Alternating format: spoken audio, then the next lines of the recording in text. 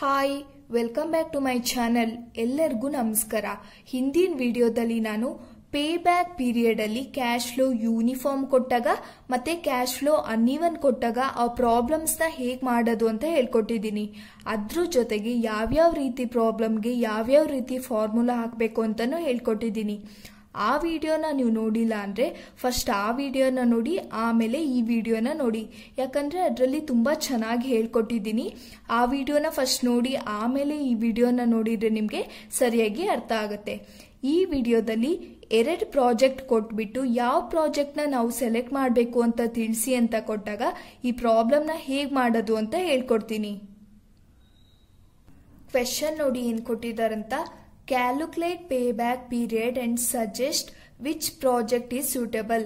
ಏನ್ ಮಾಡ್ಬೇಕಂದ್ರೆ pay back period problem ಮಾಡಿ ಯಾವ ಪ್ರಾಜೆಕ್ಟ್ ನ ಸೆಲೆಕ್ಟ್ ಮಾಡಬೇಕು ಅಂತ ನಾವು ಹೇಳಬೇಕು.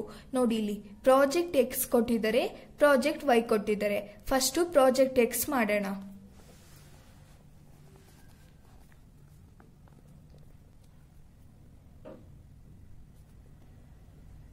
ಪ್ರಾಜೆಕ್ಟ್ ಎಕ್ಸ್ ಫಸ್ಟ್ ಇನ್ವೆಸ್ಟ್ಮೆಂಟ್ ಕೊಟ್ಟಿದ್ದಾರೆ. ಪ್ರಾಜೆಕ್ಟ್ ಎಕ್ಸ್ ಗೆ ಎಷ್ಟು ಇನ್ವೆಸ್ಟ್ಮೆಂಟ್ ಕೊಟ್ಟಿದ್ದಾರೆ? 1 lakh ಅಲ್ವಾ. ಇನ್ವೆಸ್ಟ್ಮೆಂಟ್ ಅಂತ ಬರ್ಕೊಳ್ತೀನಿ.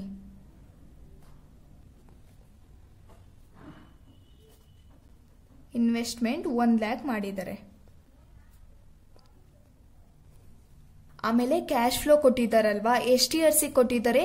5 years ಕೊಟ್ಟಿದ್ದಾರೆ. ಹಾಗಾಗಿ 5 years ಬರ್ಕೊಳ್ಳೋಣ. Year 1, 2, 3, 4, 5 ಎಷ್ಟೆಷ್ಟು ಕೊಟ್ಟಿದ್ದಾರೆ ಕ್ಯಾಶ್ ಫ್ಲೋ ಬರ್ಕೊಳ್ಬೇಕು. ಕ್ಯಾಶ್ ಇನ್ಫ್ಲೋ ಫಸ್ಟ್ ಇಯರ್ಗೆ 10,000, 30,000,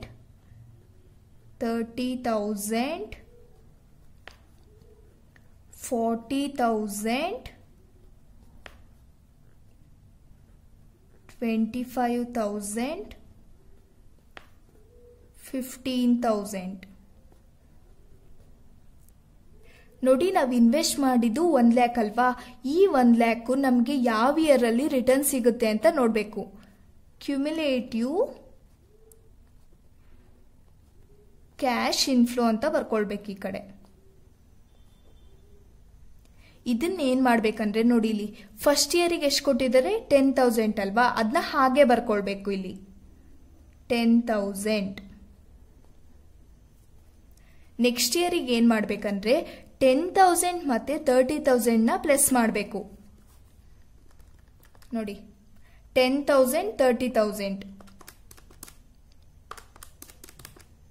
ಎಷ್ಟು ಬಂತು? 40,000 ಅಲ್ವಾ. ಅದನ್ನ ಬರ್ಕೊಳ್ಬೇಕು. ಹಾಗೆ ನೆಕ್ಸ್ಟಿಗೂ ಮಾಡ್ತಾ ಹೋಗ್ಬೇಕು. 40,000 ಪ್ಲಸ್ 40,000, 40,000 ಪ್ಲಸ್ 40,000 ಎಷ್ಟು ಬಂತು? 80,000, 80,000 ಅಲ್ವಾ. ಆಮೇಲೆ 80,000 ಪ್ಲಸ್ 25, 80,000 ಪ್ಲಸ್ 25,000 ಎಷ್ಟು ಬಂತು? 1,05,000 ಪ್ಲಸ್ 15,000, ಪ್ಲಸ್ 15,000 ಎಷ್ಟು ಬಂತು? 1,20,000, 1,20,000 ಬಂತು. ಈಗ ಏನ್ ಮಾಡ್ಬೇಕಂದ್ರೆ ನಾವು ಎಷ್ಟು ಇನ್ವೆಸ್ಟ್ ಮಾಡಿದ್ವಿ? 1 lakh ಅಲ್ವಾ. ಇಲ್ಲಿ 1 lakh ಎಲ್ಲರೂ ಸಿಕ್ಕಿದ್ಯಾ? ನೋಡಿ 1 lakh ಎಲ್ಲೂ ಕರೆಕ್ಟ್ ಆಗಿ ಸಿಕ್ಕಿಲ್ಲ. ಹಾಗಾದ್ರೆ 1 lakhಗೆ ಹತ್ರವಾದ ಕಡಿಮೆ ನಂಬರ್ ಇದೆಯಾ? ಕಡಿಮೆ ನಂಬರ್ ಇಲ್ಲಿದೆ, 80,000 ಇದೆ. ಹತ್ರವಾಗಿದೆ, ಕಡಿಮೆ ನಂಬರ್ ಇದೆ. ಜಾಸ್ತಿ ಇರಬಾರ್ದು. 1,05,000 ಜಾಸ್ತಿ ಇದೆ 1 lakh ಕಡಿಮೆ ಇರಬೇಕು. 80,000 ಕಡಿಮೆ ಇದೆ. ಹಾಗಾಗಿ ಈ 80,000 ನ ಮಾರ್ಕ್ ಮಾಡಿದ್ದೀನಿ. ಇಲ್ಲಿ ಈ ಇಯರ್ ನ ಮಾರ್ಕ್ ಮಾಡಬೇಕು.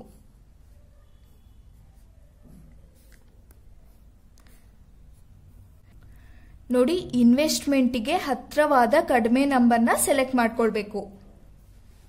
ಇನ್ವೆಸ್ಟ್ಮೆಂಟು 1 lakh ಮಾಡಿದ್ವಿ ಅಲ್ವಾ. 1 lakh ನಮಗೆ ಎಷ್ಟು ರಿಟರ್ನ್ ಸಿಕ್ಕಿದೆ? 80,000 ಅಲ್ವಾ. 80,000 ಬರ್ಕೊಳ್ತೀನಿ. 1 lakh ಇನ್ವೆಸ್ಟ್ ಮಾಡಿದ್ವಿ, ಅದರಲ್ಲಿ 80,000 ಸಿಕ್ಕಿದೆ. ಇನ್ನು ಎಷ್ಟು ಸಿಗಬೇಕು ನೋಡಿ. 1 lakh ಇನ್ವೆಸ್ಟ್ ಮಾಡಿದ್ದು ಮೈನಸ್ 80,000, ಇನ್ನು 20,000 ಪೆಂಡಿಂಗ್ ಇದೆ. ಇಷ್ಟು ಬರಬೇಕು. ಈ 20,000 ನಾವು ನೆಕ್ಸ್ಟ್ ಇಯರ್ ಕ್ಯಾಶ್ ಫ್ಲೋ ಅಲ್ಲಿ ರಿಕವರ್ ಮಾಡ್ಕೊಳ್ಬೇಕು. ನೋಡೋಣ ಫಾರ್ಮುಲಾ ನೋಡಿ. Year plus amount to be recovered divided by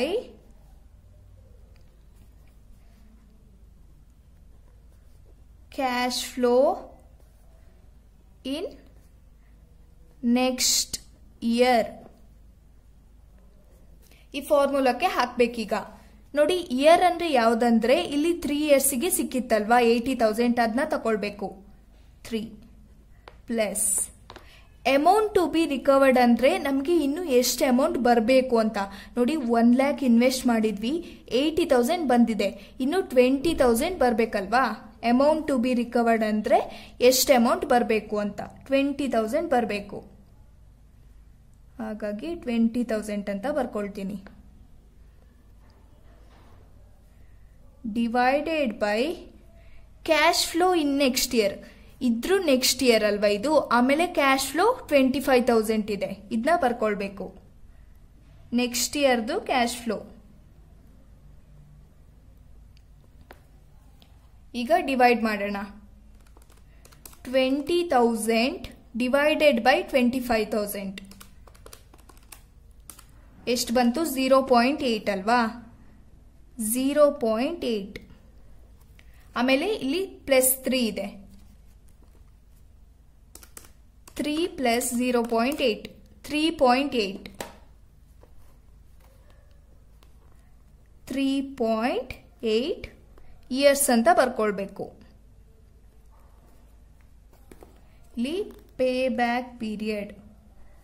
pay back period is equal to 3.8 years. ನೋಡಿ, ಪ್ರಾಜೆಕ್ಟ್ ಎಕ್ಸ್ ಅಲ್ಲಿ ನಾವು ಇನ್ವೆಸ್ಟ್ ಮಾಡಿದ್ರೆ ನಮಗೆ 3.8 ಇಯರ್ಸ್ ಅಲ್ಲಿ ರಿಟರ್ನ್ ಸಿಗುತ್ತೆ. ಈಗ ಹೀಗೆ ಪ್ರಾಜೆಕ್ಟ್ ವೈಗೂ ಮಾಡಬೇಕು. ನೋಡೋಣ.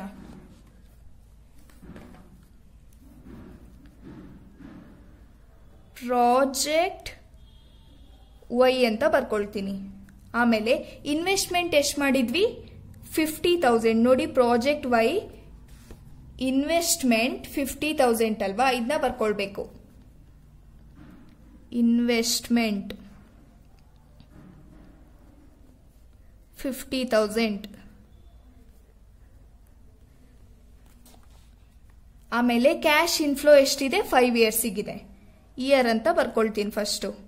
ಪ್ರಾಜೆಕ್ಟ್ ಎಕ್ಸಿಗೆ ಹೇಗೆ ಮಾಡ್ತೀರಾ ಪ್ರಾಜೆಕ್ಟ್ ವೈಗೂ ಹಾಗೆ ಮಾಡಬೇಕು. 5 years ಇದೆ. 1 2 3 4 5.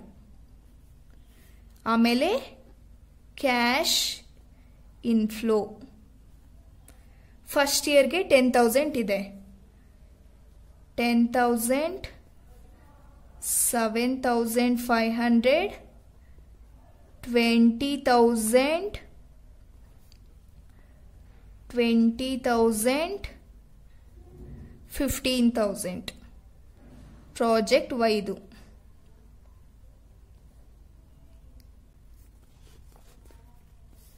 ಈಗ ಕ್ಯುಮ್ಯುಲೇಟಿವ್ ಕ್ಯಾಶ್ ಇನ್ಫ್ಲೋ. ಕ್ಯುಮ್ಯುಲೇಟಿವ್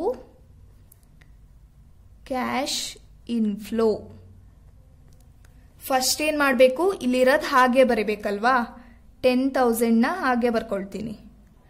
10,000 ಆಮೇಲೆ 10,000 ಪ್ಲಸ್ 7,500. 10,000 ಪ್ಲಸ್ 7,500 ಎಷ್ಟು? 17,500. ಮತ್ತೆ ಇದನ್ನ ಆಡ್ ಮಾಡಬೇಕು. 17,500 ಪ್ಲಸ್ 20,000 37,500. plus 20,000, 57,500 plus 15,000, 72,500. ಈಗ ಕ್ಯುಮ್ಯುಲೇಟಿವ್ ಕ್ಯಾಶ್ ಇನ್ಫ್ಲೋ ಬರ್ಕೊಂಡಿದ್ದೀವಿ. ಈಗ ನಾವು ಇನ್ವೆಸ್ಟ್ಮೆಂಟ್ ಮಾಡಿದೆಷ್ಟು 50,000 ಅಲ್ವಾ. 50,000ಗೆ ಹತ್ರವಾದ ಕಡಿಮೆ ನಂಬರ್ ಯಾವುದಿದೆ? 37,500. ಇದನ್ನ ಮಾರ್ಕ್ ಮಾಡಬೇಕು. ಹತ್ರವಾಗಿ ಕಡಿಮೆ ನಂಬರ್ ಇದೆ. 57,500 ಆಗಲ್ಲ, ಜಾಸ್ತಿ ಇದೆ 50,000ಗಿಂತ. 37,500 ಕಡಿಮೆ ಇದೆ, ಹತ್ರವಾಗಿ ಕೂಡ ಇದೆ, ಹಾಗಾಗಿ ಅದನ್ನ ಸೆಲೆಕ್ಟ್ ಮಾಡಿದ್ದೀನಿ. ನಾವು ಇನ್ವೆಸ್ಟ್ ಮಾಡಿದ್ದು 50,000 ಅಲ್ವಾ. 50,000 ಮೈನಸ್ ನಮಗೆ ರಿಟರ್ನ್ ಸಿಕ್ಕಿರೋದು 37,500. 37,500 ಇನ್ನು ಎಷ್ಟು ಬರಬೇಕು ನೋಡೋಣ. 50,000 ಮೈನಸ್ 37,500 ಎಷ್ಟು? ಇನ್ನು ನಮಗೆ 12,500 ಬರಬೇಕು. ಈ 12,500 ನಾವು ನೆಕ್ಸ್ಟ್ ಇಯರ್ ಕ್ಯಾಶ್ ಫ್ಲೋ ಅಲ್ಲಿ ರಿಕವರ್ ಮಾಡ್ಕೊಳ್ಬೇಕಾಗುತ್ತೆ. ನೋಡೋಣ, ಫಾರ್ಮುಲಾ ಬರೆಯೋಣ. Year plus amount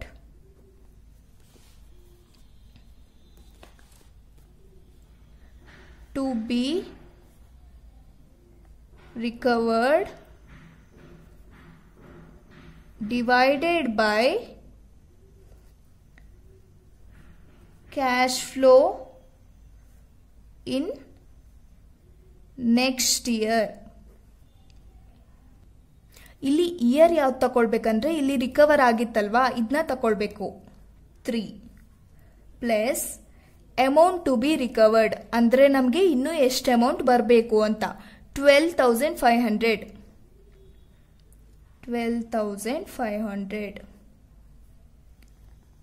divided by cash flow in next year.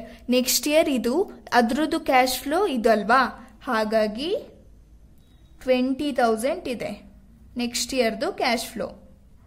ಈಗ ಡಿವೈಡ್ ಮಾಡಿ ಪ್ಲಸ್ ಮಾಡಬೇಕು. 12,500 ಡಿವೈಡೆಡ್ ಬೈ 20,000 0.6 ಅಲ್ವಾ. ಆಮೇಲೆ 3 ಪ್ಲಸ್ 0.6 ಅಂತ ಬರ್ಕೊಳ್ತೀನಿ.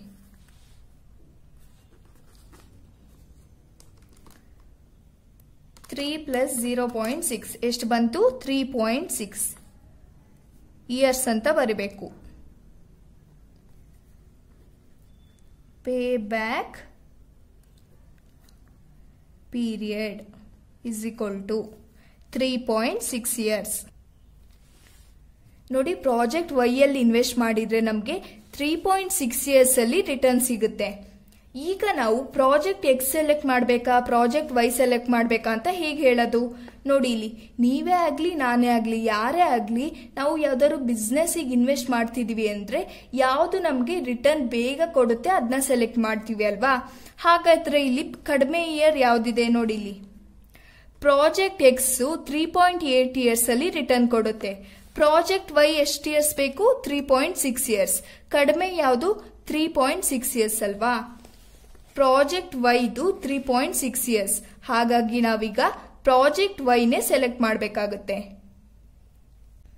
ನಾವೀಗ ಪ್ರಾಜೆಕ್ಟ್ ವೈನ ಸೆಲೆಕ್ಟ್ ಮಾಡಬೇಕು, ಯಾಕಂದ್ರೆ ಪ್ರಾಜೆಕ್ಟ್ ವೈ 3.6 ಇಯರ್ಸ್ ಅಲ್ಲಿ ರಿಟರ್ನ್ ಕೊಡುತ್ತೆ. ಆದ್ರೆ ಪ್ರಾಜೆಕ್ಟ್ ಎಕ್ಸ್ 3.8 ಇಯರ್ಸ್ ಬೇಕು, ಇದು ಜಾಸ್ತಿ ವರ್ಷ ತಗೊಳ್ಳುತ್ತೆ ರಿಟರ್ನ್ ಕೊಡಕ್ಕೆ.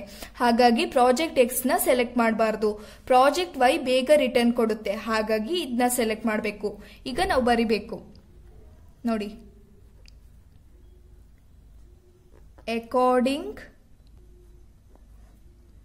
according to payback period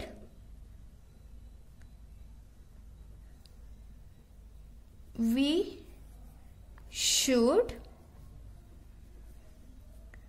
select project Y. project Y as it gives back the